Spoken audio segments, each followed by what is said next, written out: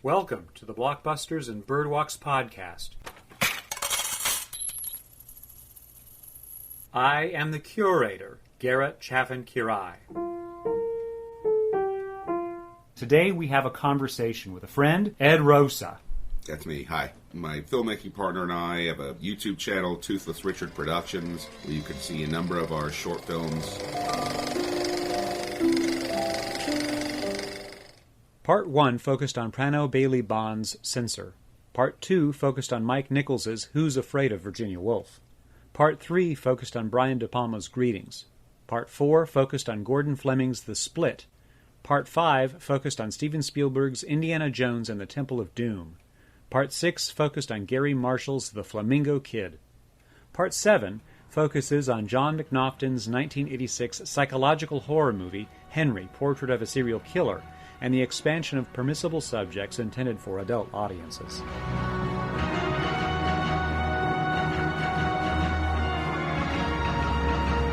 As we know, in 2029, Skynet sends back into time one of its models, a Cyberdyne Systems Series 800 Model 101 Terminator Infiltrator Assassin Unit to kill one Sarah Connor. What we did not know is that in 2028, Skynet sent back in time an older version of the Cyberdyne Infiltrator Assassin Unit to Chicago.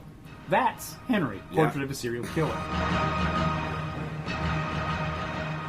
Michael Rooker plays the titular part of a psychopath who murders people for what seems like no reason at all much of the time, and he explains partway through the movie that my MO is to make sure there's no particular pattern. But the fact is he's a Terminator. It's either you or them.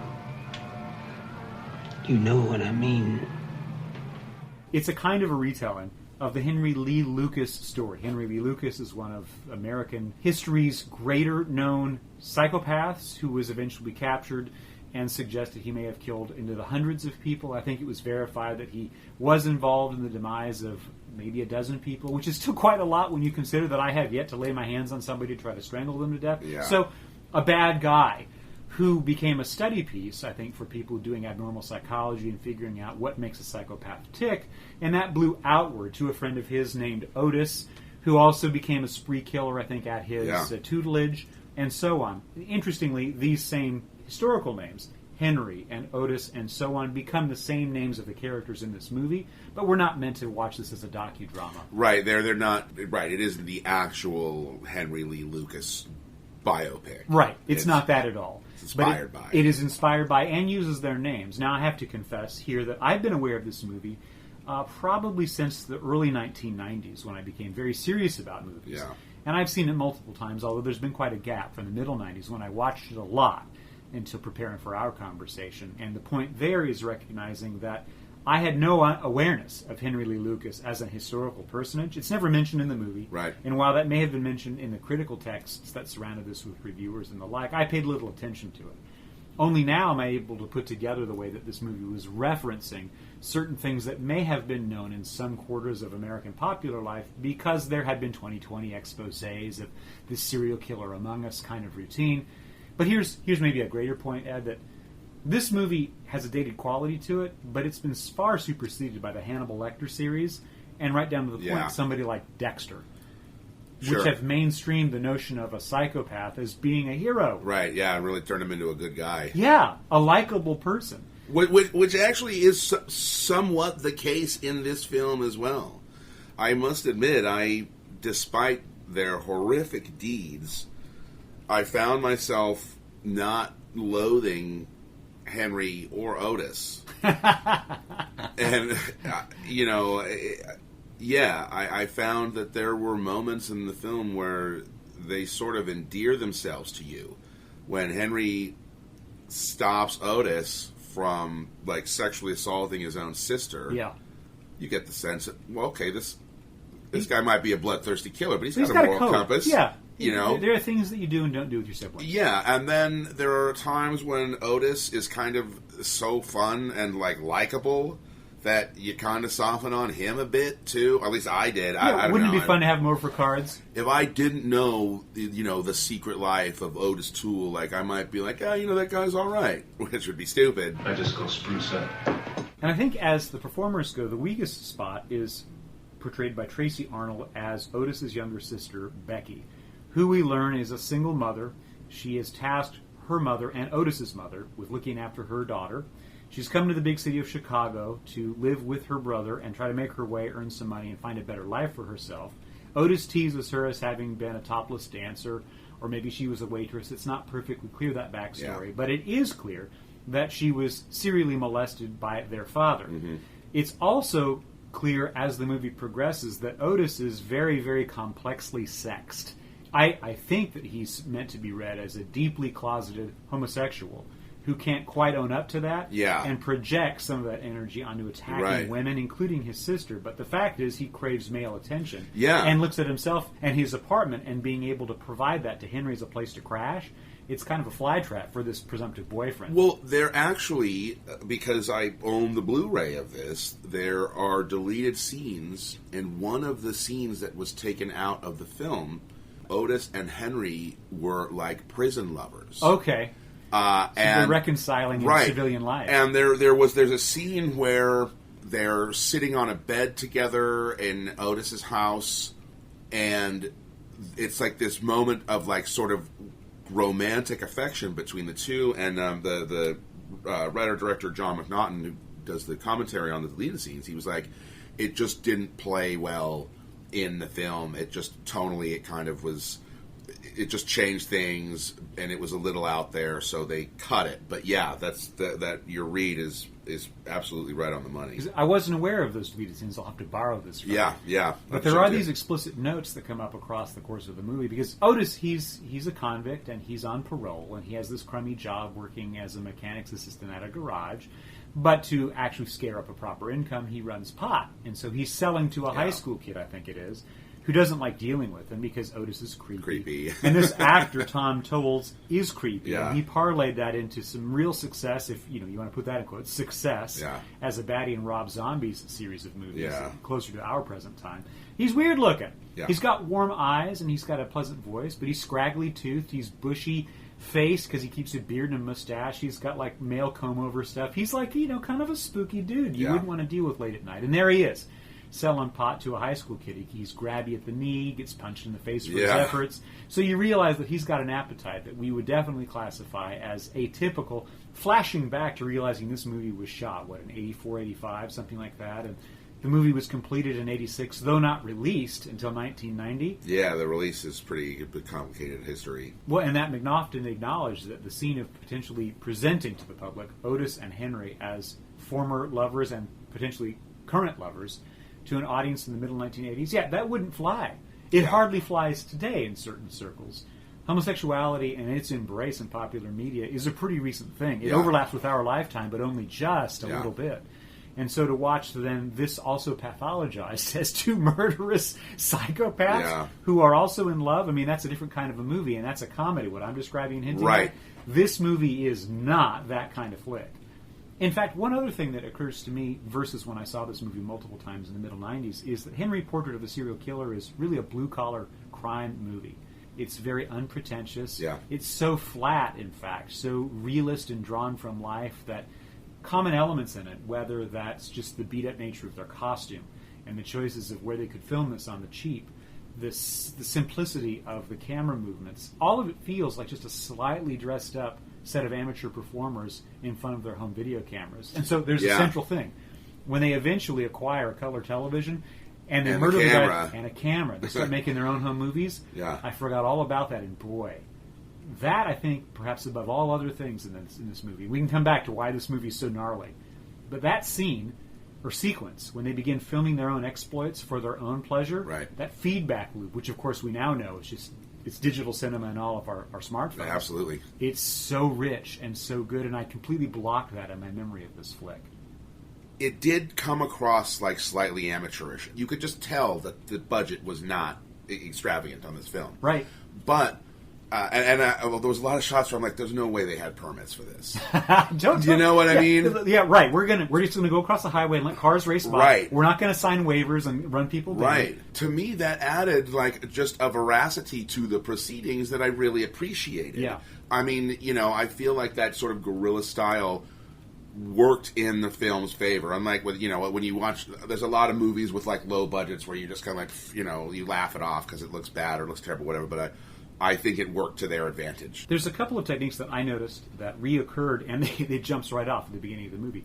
We open, our first image from the text of this film is of a dead woman left on a field. Yeah. We have a twisting camera that pulls away from that close-up, and we see the nude body that's been partly eviscerated. The eyes are open. We're like, ooh, this is a shock. We then meet Henry, who's at a diner. We then meet other victims before we really have proper speech and dialogue between any of the named characters. And this technique of starting on a detail, in this instance a close-up, and pulling away from it to reveal the context, is obviously quite simple. Yeah. And it's the trick of the camera.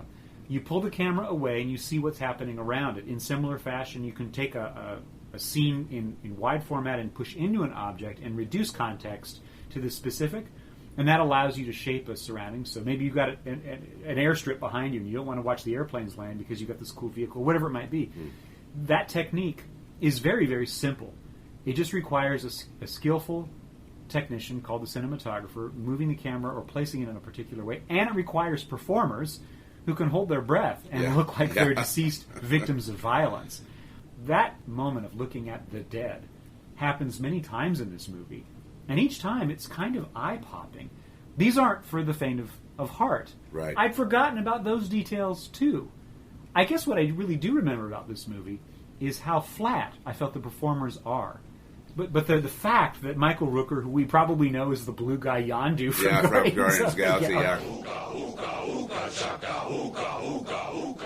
Or the older brother from Walking Dead. I mean, he's Brother Merle, or Days of Thunder. There he is as Cole Trickle's main adversary. Or he's in Tombstone. He actually, it's funny. He's actually turns up in a lot of stuff. Never in a starring role like in this. He does his job, and I think his great strength is the gravel in his voice. I think he's mildly in the spectrum of handsome, but he doesn't blow you away. Right. He's built strong, like a former athlete or somebody who stays in shape. And at this point and at this age, he was a young man. But he does seem to have this reserve of emotion or interior life, and it's not clear whether there's a whole big computer just going on in the background, thus again my Skynet reference, or if he's truly just a simpleton who's just completely directed by appetite. And if so, when the appetite explodes and he murders somebody, it's quite striking. Did I stutter? Give me the $50 and get out! I'll give you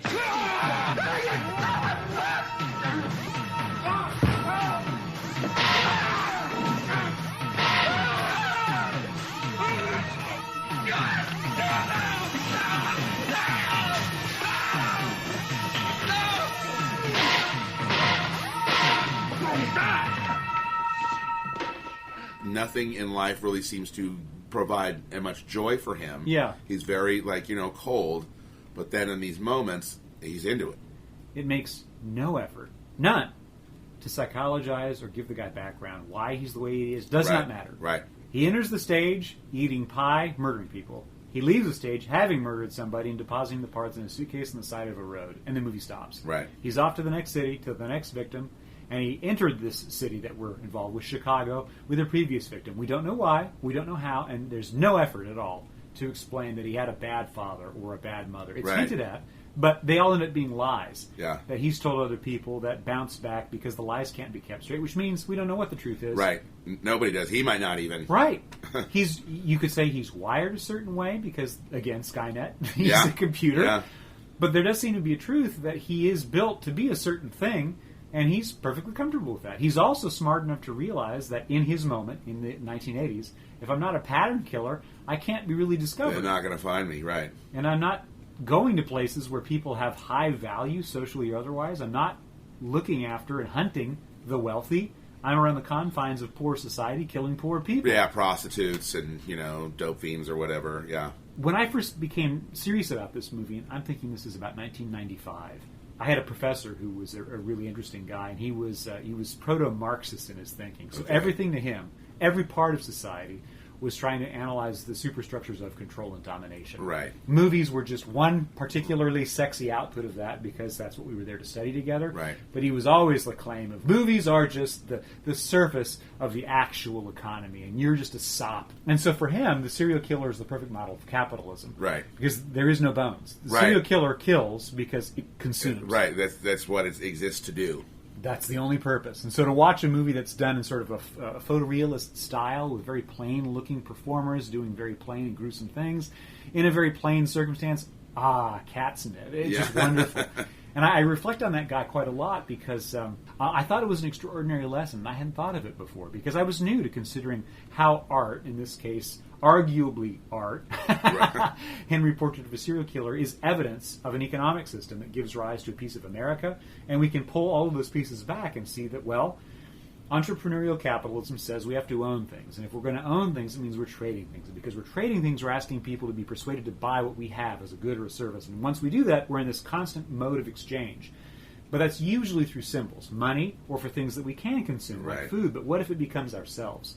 A serial killer just jumps through the middle hoop and just says, hey, listen, I'm just going to go ahead and murder you because that's the commerce I'm engaged in. Right. I'm going to consume you, your body and soul, and that's me. Right. That's as honest as I can possibly be. It's what I want to do. Why? It pleases me. Yeah, yeah. There's a scene where he follows a woman home. And you get the sense that she's kind of aware that she's being followed a little bit. And when she gets home, you know, she's got what appears to be a husband who, you know, comes out. And then at that point, like, Henry kind of gives up. To how many people is this happening to in real life, like every day? Yeah. And you don't know, you know, how many predators are there out there that are like really like doing what Henry was doing, and it was kind of it was creepy for that reason.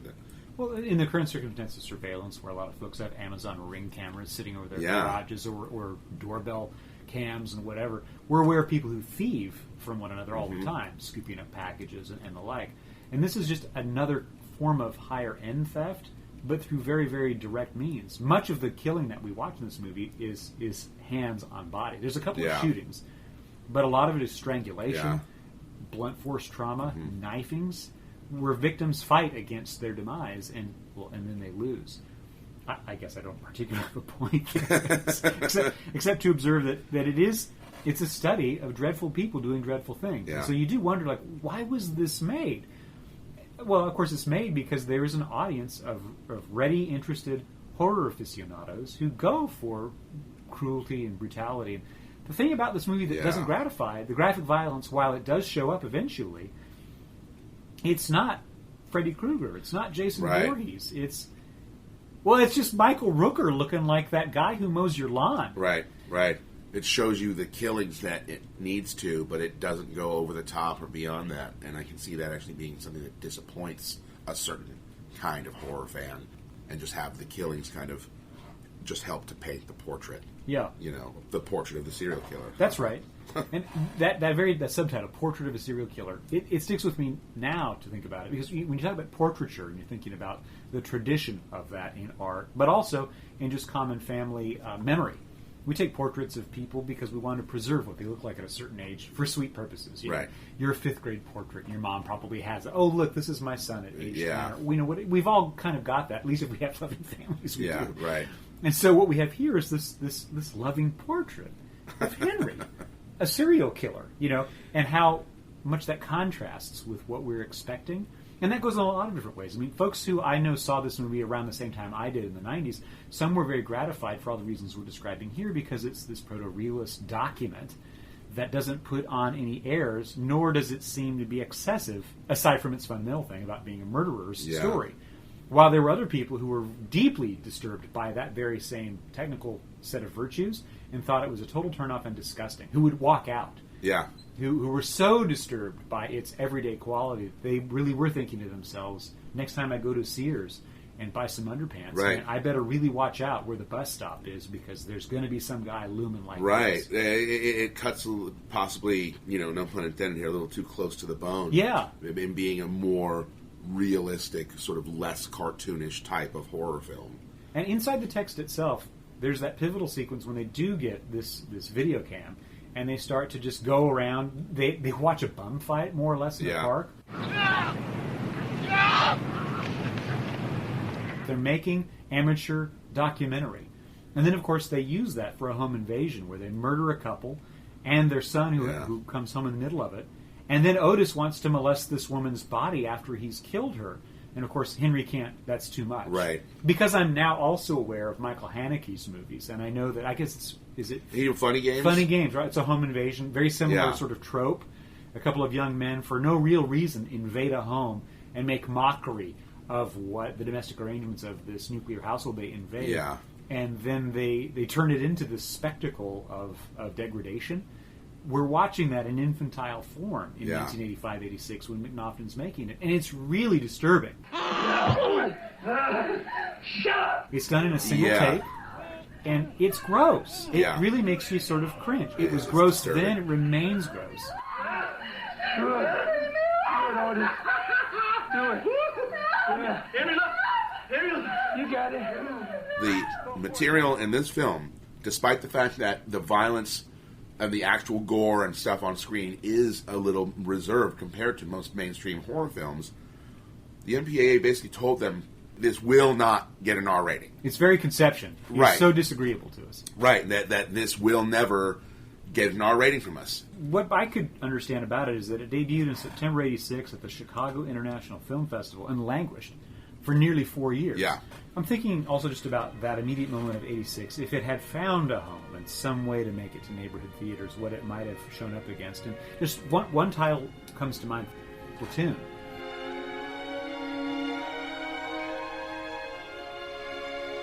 I was taken to see it because my parents, I think, wanted to grind through passages of their young adult years, which were defined by the Vietnam War, not through service, but protest against service. And then, I was old enough to be allowed to go, and they had real regrets about some of the things that I saw in that movie that in some ways continue to haunt me, which are, to my taste, far more disgusting as the level of graphic violence goes than most of Henry. Right. Aside from that home invasion sequence, which is pretty dark stuff. Yeah, disturbing for sure. But Platoon's level of violence is also centered on an historically and culturally important thing to the American totality, not just an obscure audience of horror moviegoers.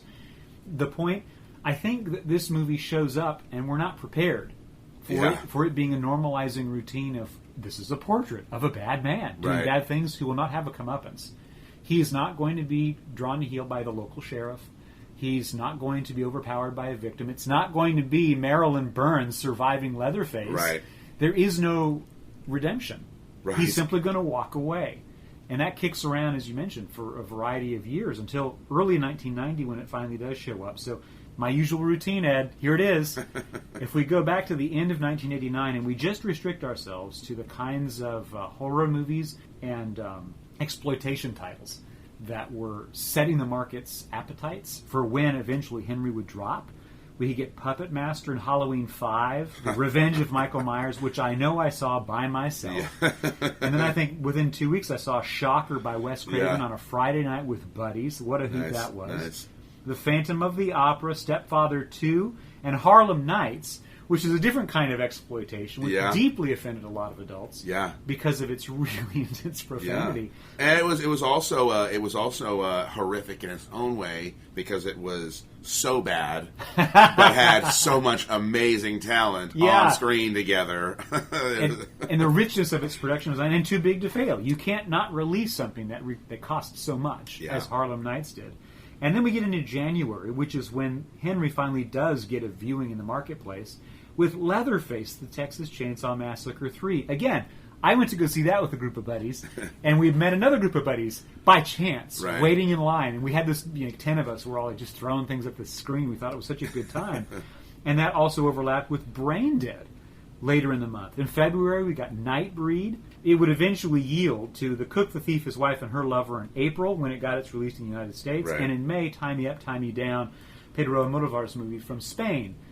These movies all together, Tie Me Up, Tie Me Down, The Cook, the Thief, His Wife, and Her Lover, these are usually considered the movies that shifted the MPAA's consideration of the rating system and opened up space for something new. Yeah. Almodovar always has, crazy sex stuff when not a lot of people were touching it. Very bluntly. Yeah. It's not something that's in any way subdued. Right. I remember that Almodovar was definitely describing things in Europe, which we were not prepared for. But this is distinct from what we're watching in Henry, A Portrait of a Serial Killer. There are small notes of overlap with the cook, the thief, his wife, and her lover, which is also very sexy. Yeah. But also really degrading. And really gross. Because there are scenes of eating feces. Yeah. There are scenes of force-feeding people to death. Yeah. And brutalization by fisticuffs. There's also extraordinary boredom in the midst of some of its scenes. Yeah. Anyway, the point is, and one reason why I think we're focused on Henry, Portrait of a Serial Killer, is it could not be released as an R-rated movie. And I think it was unrated when it finally found a market in January of 1990. And on its modest scale, my notes show that it went for about $100,000 of budget and earned about $600,000 a box. Not bad. So it's like $500,000 of cost today. Multiplied by 6, it earns maybe $2-3 million in today's dollars. So it's good on its scale, but you can just see that's a pebble in the overall marketplace of movies. And yet, it demonstrated a sea change in our willingness to watch this form of entertainment from 86 to 1990. The R was not adequate to supply a way to showcase violence or profanity or sensuality or sexuality or truly just adult material that would be objectionable for young people who are still being formed. And I think that it's true. Henry, Portrait of a Serial Killer, helped define one of those off-ramps to the R rating, which was proving inadequate. Yeah. By the time we reach 1990, Absolutely. we see that the highway has grown into multiple lanes of inadequacy for the R rating, and it splits off into the megalopolis of a change in the MPAA called NC-17. Good, though. I appreciate that McNaughton here, like, he's not fighting this battle alone. Yeah. You know, that there are other filmmakers whose films are not necessarily easy to digest on a, you know, for the everyday person, but that are exploring complex ideas. They need room to push boundaries to thoroughly explore these ideas. I love you, Henry. I guess I love you too. Another lens to apply to this is technique, because this is, as we've mentioned, a low-budget movie. The movie's short. It's 83 minutes long. Yeah. There are ways that we feel it sag, because I'm used to a faster pace kind of a thing, but it doesn't really belabor things that aren't important. Right. His attitude was definitely very much like, I want this to be lean. I will cut anything that feels even slightly a bloat. I observed a lot of sound bridges, which were used to fill in the sense of a flashback. For example, whenever we see the tableau of murder victims, right, with that interesting pull-away shot, a close-up, and then we get the context and we see the victim. We are usually hearing the fight.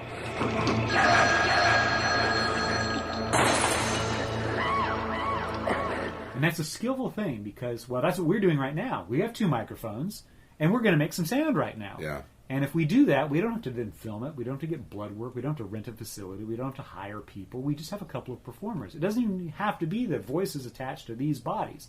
That can all be done later on. That's a good use of no money. Right. That's just smart filmmaking. Right. You know, you're building the world you want to build in an effective and convincing way, and you're finding ways to do it on the cheap without making it obvious that it's on the cheap. A lot of the movie is shot in night and in shadow. Yeah. You don't have any light sources? That's okay. Make sure you got at least one so we know who's talking.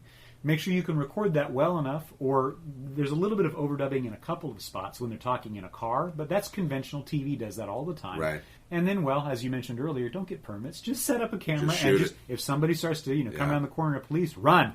I note that John McNaughton, who is the director, is also the co-writer along with Richard Fire.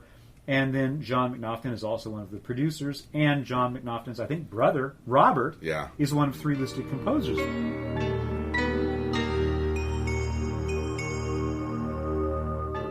The theme is pretty iconic, as I was mentioning to you before, covered by the supergroup Fantomas on their Director's Cut album. They turned it into a metal masterpiece.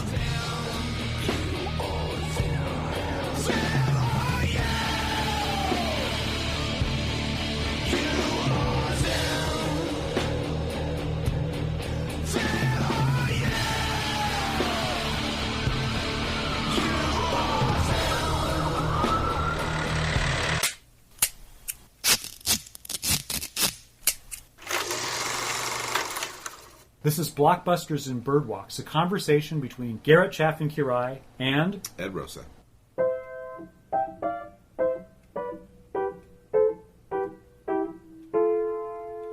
Boop boopity doo.